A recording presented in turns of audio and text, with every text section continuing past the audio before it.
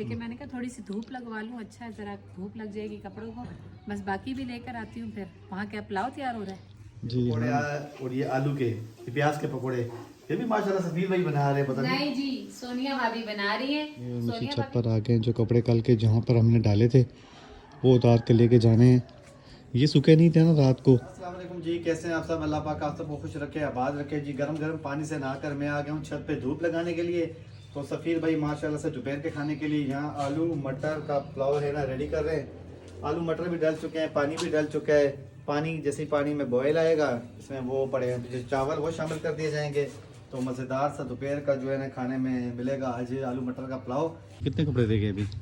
बस कपड़े तो थोड़े से ही रह गए। मैं ये ऊपर हुसैन ने फैलाए थे, मैंने कहा दूसरे कपड़े लेकर आ रही हूँ, उनको देखूँ साइड पे करूँ, लेकिन दूसरी तार भी बंधी हुई है उसमें डल जाएंगे।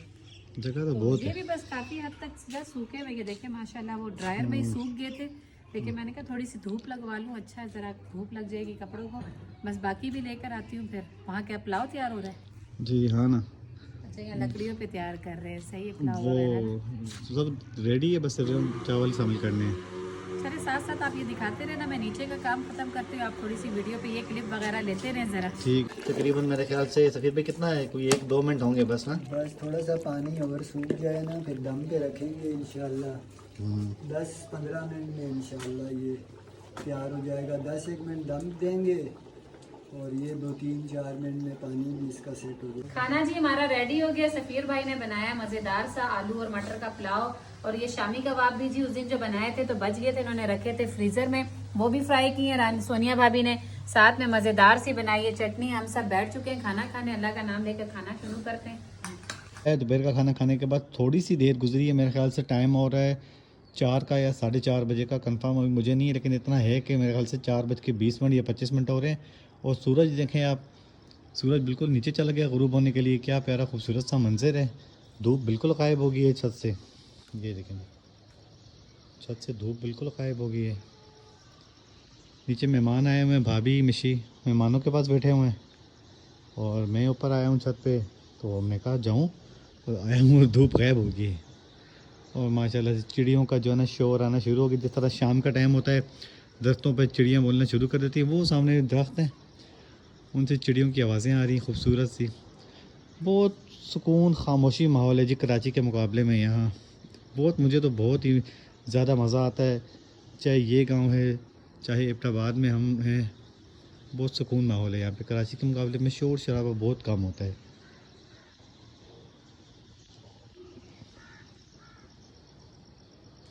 मेरे जी कल से दांत में दर्द हो रहा है, लेकिन फिर भी जो है ना मशीन और भाभी ने जान ला के मूंगफली रख दी मेरे आगे, तो साइड के दांत से मेरे से खाई नहीं जा रही।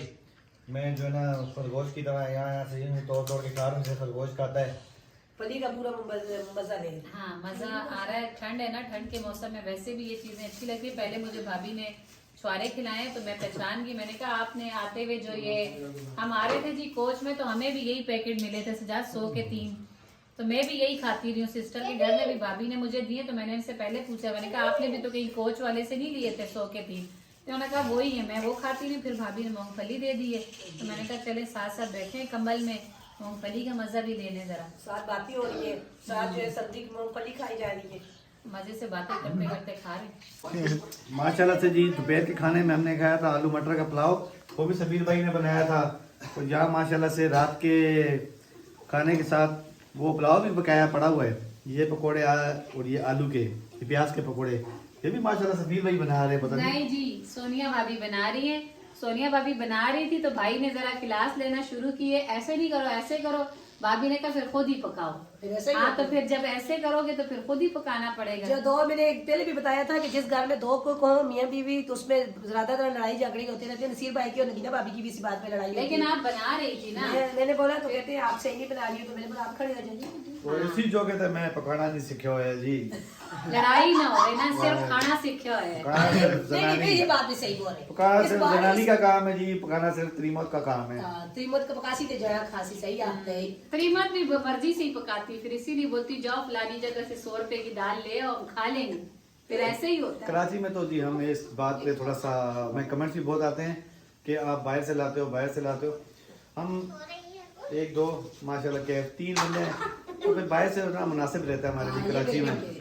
भाभी इतनी अच्छी 100 रुपए की दाल मिलती है, हम लोग एक टाइम पे आराम से पेट भर के खा लेते हैं। क्या फिर उस पहले वो इतनी, आजकल आधा किलो भी चने की दाल लाओ तो आपको पता है 200 रुपए 250 रुपए की है। फिर तेल डालो, मसाले डालो, तो वो एक टाइम पे हम आराम से खा लेते हैं। लेकिन अभी यहाँ तो मुफ्ते चल रहे हैं, कभी कहाँ तो खा रहे। तो बना सोनिया भाभी रही थी पकोड़े, भाई ने मना किए तो अब वो बैठ गई। अब हम बैठे में, अब दोनों भाई मिलके बनाए, सजाद मिलके वहाँ खाएंगे और सफीर भाई बनाएंगे। नहीं बन गया, मेरे ख्याल में बस अब दस्तरखान लगाते हैं और मजेदार से हाँ। गर्मा गर्म पकौड़े पकौड़े खाते हैं, चटनी रोटी खाते हैं। सर्दी के मौसम में पकौड़ों का अपना ही मजा होता है, आपको तो पता पुलाव है। तो बहुत मजे का था, दिन को वासी पुलाव भी मजे का था, लेकिन अब सर्दी का टाइम था तो भाई ने सोच दिया पकोड़े बनाए, तो वाकई में बहुत अच्छे लग रहे हैं। तो चटनी के साथ खा रहे हैं, आलू वाले और प्याज वाले पकोड़े जबरदस्त है। आपकी भाभी से मैंने कहा चले खाना भी हजम हो जाएगा, साथ में हसन कैफ और ये लोग भी जा रहे हैं, सजाद भी। तो मैंने कहा चले बाहर से थोड़ा सा राउंड लगा के आते हैं, यहाँ इतनी सर्दी का पता नहीं चलता। जी सर्दी कम है वैसे। हाँ सर्दी यहाँ कम है, इसलिए मैंने कहा चले बाहर से थोड़ा राउंड लगा कर आ ये तो जाए। बाहर निकलोगे पता लगेगा। अच्छा ज्यादा तो होगी, हाल में हो। चले देखते हैं हाँ, बाहर ये तो है, चलते हैं। लेकिन दूर से ही वापस आ जाऊंगी अगर ज्यादा ज्यादा ठंड होगी तो। लगी तो वापस आ जाएंगे।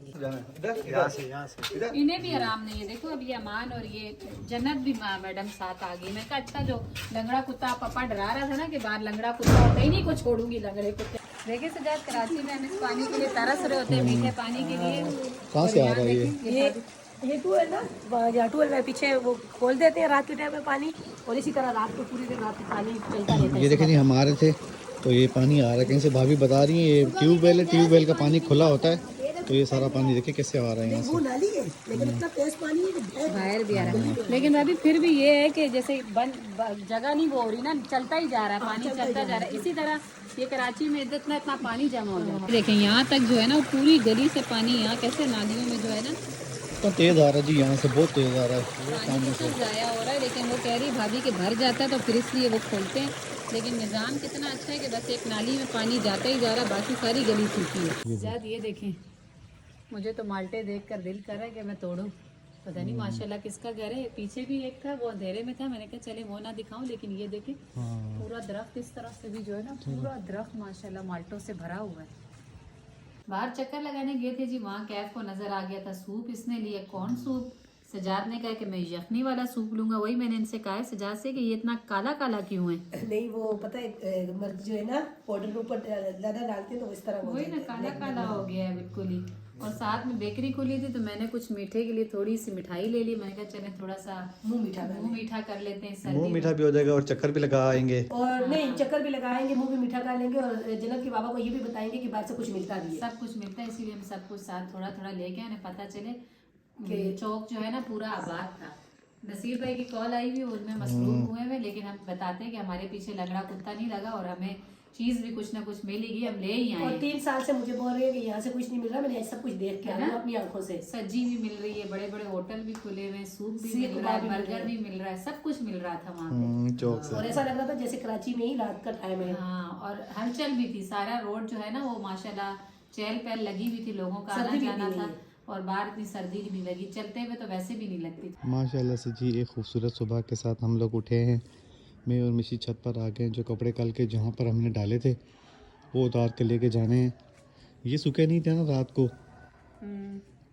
मैंने खुद छोड़ दिया था, मैंने कहा थोड़े से ऐसे गीले वो हो रहे हैं, हल्के हल्के गीले गीले हो रहे हैं, थोड़ा अच्छा धूप लग जाएगी फिर उतार के लेके जाएंगे। तो अभी काफ़ी धूप लग चुकी है, मैंने कहा उतार दूँ इनको।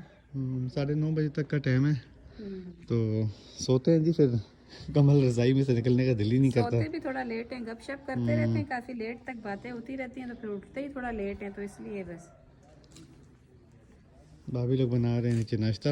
हाँ, आज वो कह रहे हैं कि आज ऑमलेट जो है थोड़ा नए तरीके से बनाएंगे। पहले दिन भी बनाया था, कल भी बच्चों ने इतना खास खाया नहीं। आज कहते हैं प्याज वाला बनाते हैं, अच्छा। टमाटर वाला। मैंने कहा सही है, मैं जब तक ऊपर से कपड़े उतार लाती हूँ।